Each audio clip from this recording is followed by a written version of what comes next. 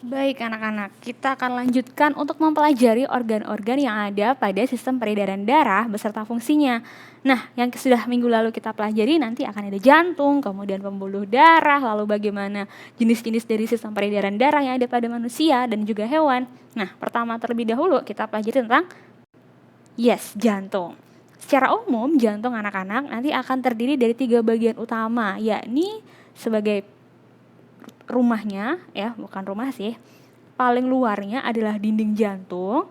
Lalu di bagian dalam rumah itu nanti akan ada ruangan-ruangan jantung. Lalu yang memisahkan antara ruangan satu dengan ruangan yang lain ada katup jantung. Kalau ditanya apa fungsi jantung? Sebagai alat pemompa darah ke seluruh tubuh kecuali kornea. Karena kornea nggak ada. Oke, sekarang bagian pertama adalah dinding jantung yang punya nama lain perikardium. Ini tersusun atas 3 lapisan anak-anak. Dari bagian luar nanti ada epikardium paling luar, kemudian di bagian bawahnya nanti ada miokardium, lalu yang paling dalam nanti adalah endokardium. To pump blood more efficiently, your heart ini nih bagian miokardiumnya. Di bagian miokardium ini adalah terdapat banyak sekali otot-otot jantung yang kemarin sudah belajar sistem gerak ya. Jadi fungsinya sebagai ketika jantung itu memompa darah, dibutuhkan kinerja jantung untuk melakukan kontraksi dan juga relaksasi. Lalu apa fungsinya untuk epikardium? Paling luar biasanya untuk pelindung melindungi lapisan jantung yang menghasilkan cairan perikardial. Lalu paling dalamnya yang memisahkan atau membatasi dari ruang satu ke ruang lain dari ruangan jantung itu ada endokardium tersusun atas sel-sel endotel. Selanjutnya adalah bagian ruang jantung. Di SD barangkali sudah belajar nih, dari ruang jantung nanti ada 4 bagian utama yakni bagian paling depan, kalau di rumah itu sebagai serambinya, lalu bagian tengah atau bagian dalamnya nanti ada bilik. Kalau sekarang nih kita belajar nama lain dari serambi, udah pakai bahasa ilmiah ini dikenal dengan nama atrium. Sementara untuk bilik dikenal dengan nama lainnya, bukan nama lain, nama ilmiahnya adalah ventricle. Jadi ada 2 jenis nanti, yang bagian kanan dan juga yang bagian kiri. Nah, yang bagian kanan ini yang menerima banyak sekali, bukan menerima, yang kaya akan kandungan karbon dioksida. Sementara yang bagian kiri karena berasal dari paru-paru maka akan kaya kandungan oksigen. Nah, itu yang diingat-ingat nanti ya. Selanjutnya kita mempelajari bagaimana dari keempat ruangan tadi itu bisa saling terhubung dan juga saling bekerja sama untuk memompa darah. Kita terlebih dahulu harus tahu bahwa antar ruangan satu ke ruangan lain tadi ada pemisahnya. Sekat pemisah ini dipisahkan oleh bagian yang namanya katup jantung Jadi fungsinya untuk membuka dan menutup serta untuk mengalirkan darah dari satu ruangan ke ruangan yang lain. Jadi supaya juga mencegah tidak mengalir kembali ke yang sebelumnya, daerah sebelumnya gitu. Nah, secara umum nanti dibagi menjadi 2 jenis, yakni yang AV atau atrioventrikular dan SV atau semilunar. Nah, yang AV ini yang berada di antara serambi dan bilik. Jadi antara serambi dan bilik baik kanan atau kiri ini adalah AV jenisnya. Tapi yang membedakan antara kanan dan kiri, kalau AV yang bagian kanan itu AV tricuspidalis Lalu yang bagian kiri adalah AV bicuspidalis antara atrium dengan ventricle. Setelah itu yang memisahkan antara ventricle dengan pembuluh darah nanti aorta dan juga vena cava ini adalah SV, katup SV. Untuk yang bagian kanan adalah SV pulmonalis, sementara yang bagian kiri karena menuju ke aorta ini SV aorta. Ini nih Jadi kalau dilihat bentukannya bagaimana? Nah, nih cara kerjanya. Jadi membuka dan menutup supaya darah itu bisa keluar dan masuk dan tidak kembali lagi ke ruangan yang semula tadi. Ingat, yang bagian kanan tricus, yang bagian kiri bicus. Yang bagian kanan pulmo, yang bagian kiri aorta. Oke, sudah ada gambaran? Ini adalah katup jantung. Selanjutnya, sudah mengetahui bagian-bagiannya. Nah, sekarang bagaimana jantung itu bekerja? Sama seperti otot, karena memang jantung itu adalah tersusun dari otot-otot jantung. Nah, otot itu bekerja dengan kontraksi dan relaksasi. Kontraksi ketika jantung itu memompa atau ketika dia mengempis nih, kalau digambarkan di sini nih. Nah, nih saat mengempis, bagian dari jantung ini melakukan kontraksi, yakni mengalirkan darah ke seluruh tubuh lewat pembuluh vena cava dan juga aorta. Lalu kapan relaksasinya, Bu? Relaksasi itu ketika ruang jantung terisi oleh darah. Jadi, nah ini adalah relaksasi. Ketika kontraksi, ini adalah, oh ini masih relaksasi. Oke, terisi. Nah, yang ini adalah kontraksi. Ini relaksasi. Ini oke. Ulangi. Ini relaksasi, kontraksi. Relax, kontrak. Oke, ada gambaran ya. Jadi, kalau di sini nih, ketika jantung berdetak, tuknya ini adalah fase kontraksi. Yang loop, oke, terlalu cepat ini. Oke, ada gambaran semoga ya. Antara kontraksi dengan relaksasi. Loop, dup, kalau kita dengar detak jantungnya. Lanjut sekarang masuk ke tekanan darah. Anak-anak, kita kalau harusnya sih kita bisa praktek di sekolah ya. Nanti untuk mengukur bagaimana tekanan darah, pernah dengar orang yang tekanan darah rendah atau tekanan darah tinggi. Nah, ini bisa dicek dengan tensimeter nama alatnya. Normalnya orang itu memiliki tekanan 120 untuk tekanan sistol dan 80 untuk diastol. Bu, apa bedanya tekanan sistol dengan diastol? Nah, sistol itu ketika berkontraksi alias ketika jantung memompa darah ke seluruh tubuh. Sementara diastol ketika jantung berelaksasi, yakni ketika ruang jantungnya tadi terisi gitu. Sebelumnya kita udah mempelajari kan? Nah, ini diamati nih. Kapan kira-kira jantung melakukan fase sistol dan diastolnya?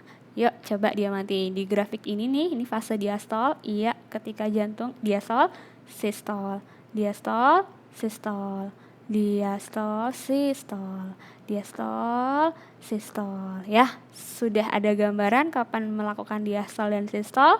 Semoga sudah ada. Selanjutnya, bagaimana denyut jantung itu bekerja. Nah, tadi untuk mengecek bahwa kalau tadi udah tahu tekanan darahnya, sekarang denyut jantungnya. Frekuensi denyut jantung itu akan seirama dengan denyut nadi anak-anak. Jadi ketika di jantung itu duduk bisa kita dengar. Nah, nadi yang contoh nadi itu yang di tangan. Yang ada di tangan tuh bisa kalau misalnya dokter mau meriksa juga, selain langsung diperiksa dengan stetoskop di bagian dadanya, bisa juga lewat tangan. Nah, ini adalah denyut jantung ketika normal. Apa saja Bu memang yang membuat tidak normal? Ada faktor-faktor yang mempengaruhi dari frekuensi denyut jantung. Mulai dari usia, jenis kelamin. Kalau usia itu makin rendah usianya, denyutnya makin kencang. Jadi makin tua makin lambat. Jenis kelamin, laki-laki memiliki denyut yang lebih cepat dibanding perempuan. Suhu udara, aktivitas fisik, otomatis ketika sedang berolahraga sama tidur pasti beda dong ya, lebih cepatnya. Emosi ketika marah, cepat, kaget, cepat. Posisi tubuh ketika berdiri akan jauh lebih cepat. Nah, kayak gitu. Ini adalah denyut jantung. Sekarang masuk ke pembuluh darah. Nah, kemarin di awal sudah dipelajari, nanti ada pembuluh darah yang berfungsi untuk mengedarkan darah otomatis ya, yang kayak kandungan oksigen dan juga kayak kandungan karbon dioksida. Oksigen untuk memberi makan tubuh, sementara karbon dioksida adalah zat sisa yang dihasilkan oleh tubuh itu sendiri. Jadi secara umum ada 3 jenis pembuluh darah, ini arteri, vena, dan juga kapiler. Kalau kita amati susunannya,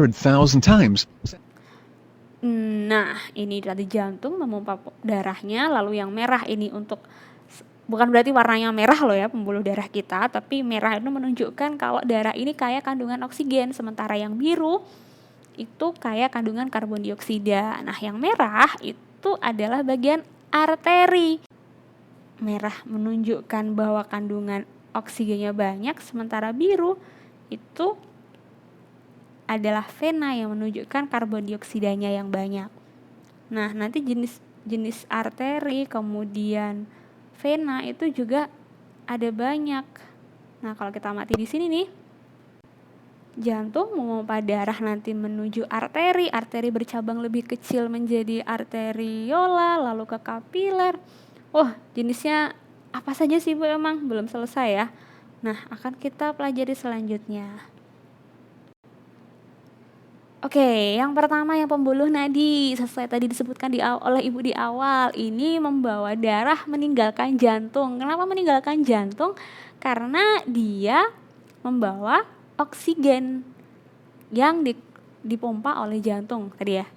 Jadi tujuannya untuk mengedarkan oksigen dan juga sari-sari makanan yang dibutuhkan oleh tubuh. Nah, sekarang sifatnya dan juga ciri-ciri khasnya. Pertama, denyutnya itu terasa karena memiliki tekanan yang tinggi. Lalu karena tekanan yang tinggi tadi, ketika pembuluh darah terluka, maka darahnya akan memancar. Jadi darahnya tuh deres gitu, kayak misalnya air di keran. Dan karena dia membawa darah yang kaya kandungan oksigen, dia letaknya harus lebih di dalam ya.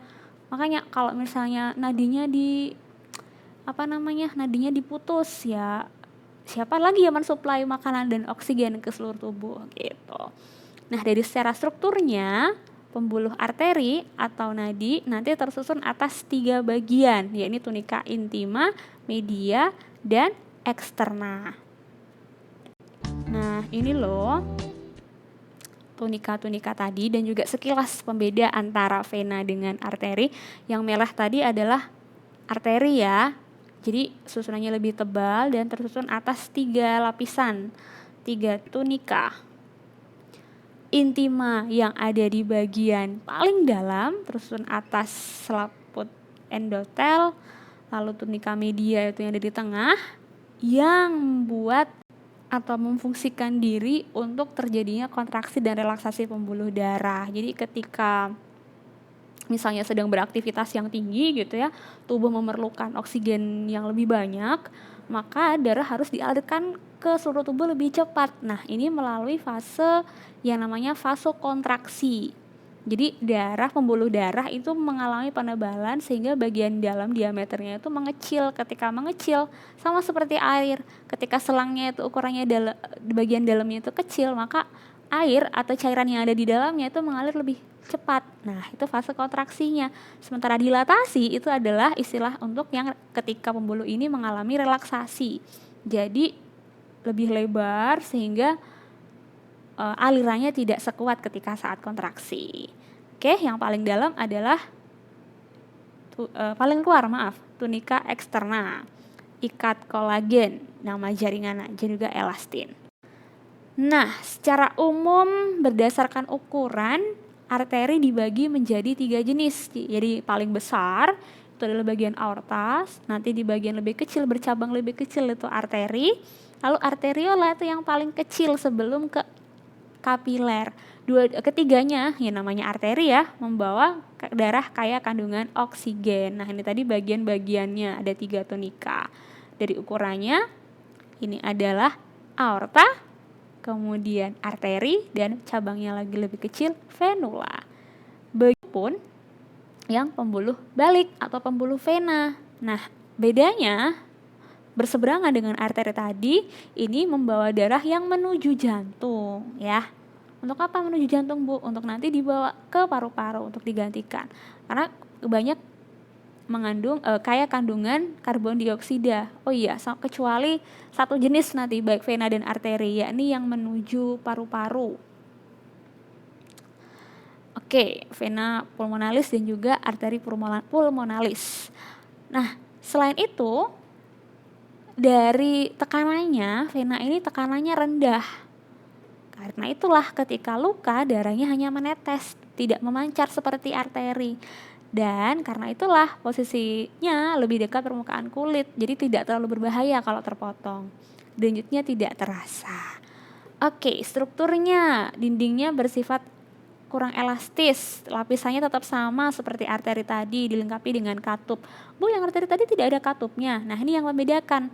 Karena darah ini mengalirnya cenderung pelan, maka untuk bisa, ini kan kalau secara gravitasi ya, misalnya dari kaki ke bagian jantung, itu kan melawan gaya gravitasi. Nah, supaya bisa darah itu tetap kebawa ke atas, ini diperlukan katup-katup gitu. Jenisnya berdasarkan ukuran, sama seperti arteri, tapi istilahnya yang beda. Paling besar vena cava, lalu yang kecil vena, bercabang lagi kecil menjadi vena, yang paling kecil adalah venula. Nah, ini tadi Ibu bilang, umumnya pembuluh vena itu membawa darah kaya karbon dioksida, kecuali vena pulmonalis. Pun ketika arteri, kalau arteri kan tadi harusnya membawa darah yang kaya oksigen, kecuali arteri pulmonalis. Kalau arteri pulmonalis itu yang kaya karbon dioksida. Oke, di belakang nanti dijelasin lagi.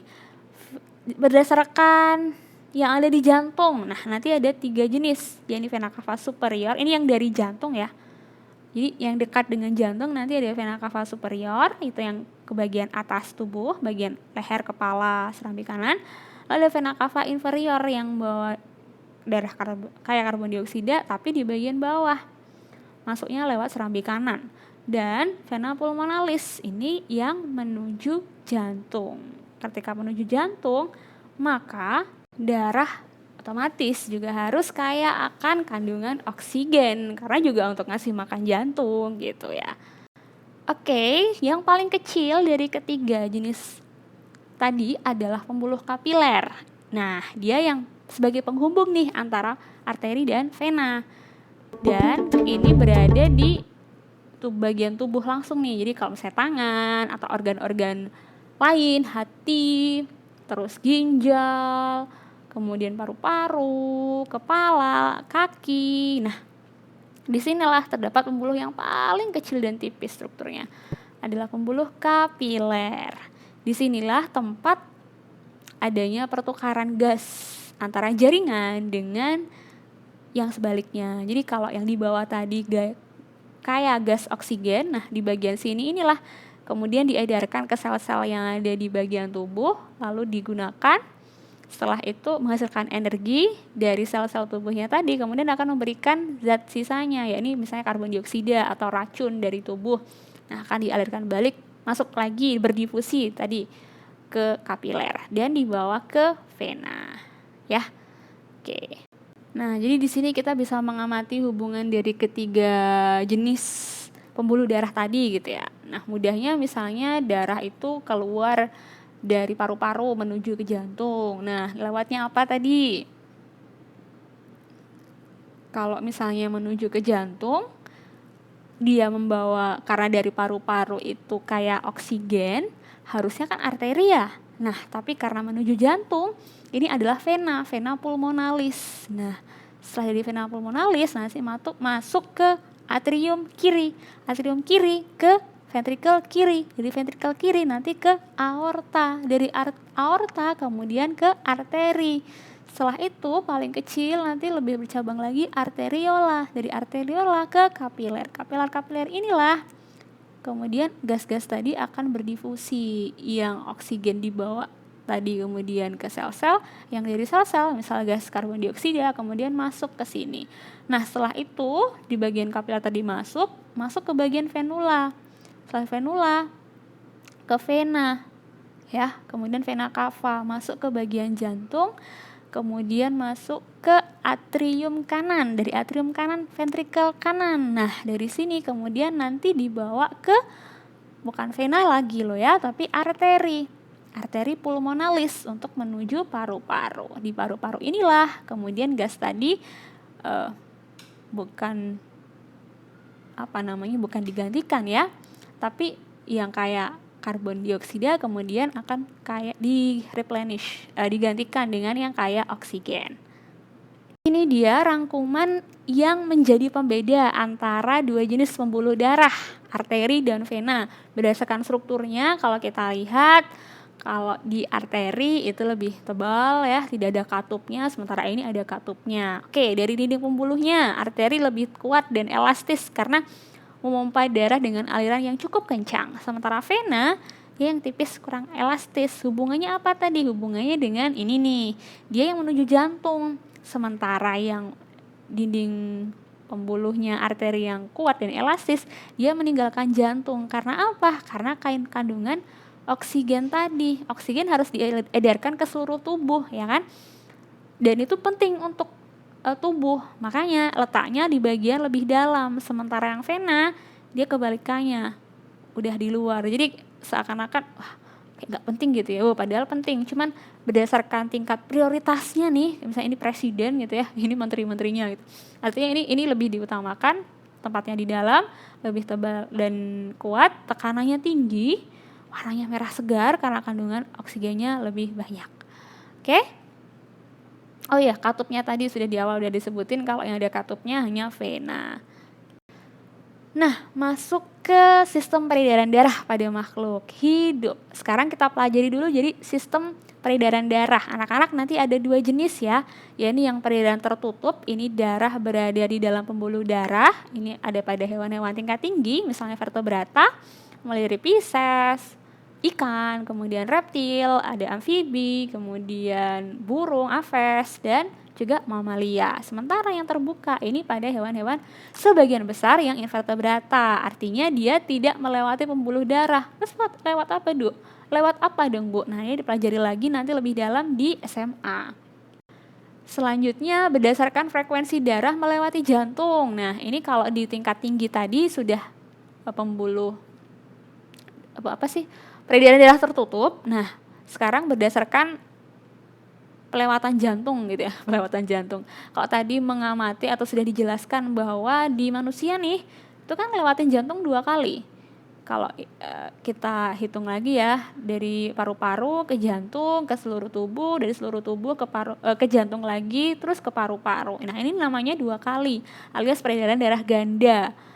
Ya, ini terdapat pada sebagian besar vertebrata kecuali yang Pisces. Nah, Pisces inilah yang kebanyakan memiliki peredaran darah tunggal, yakni hanya 1 kali melewati jantung.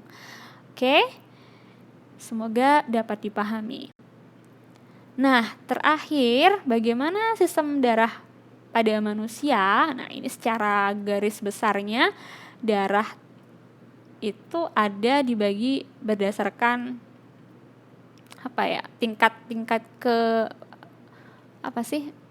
daerah jangkauan. Nah, jangkauannya ada 2 jenis. Yang pertama darah kecil, yakni menuju paru-paru dari jantung, kemudian menuju paru-paru, lalu kembali lagi ke jantung.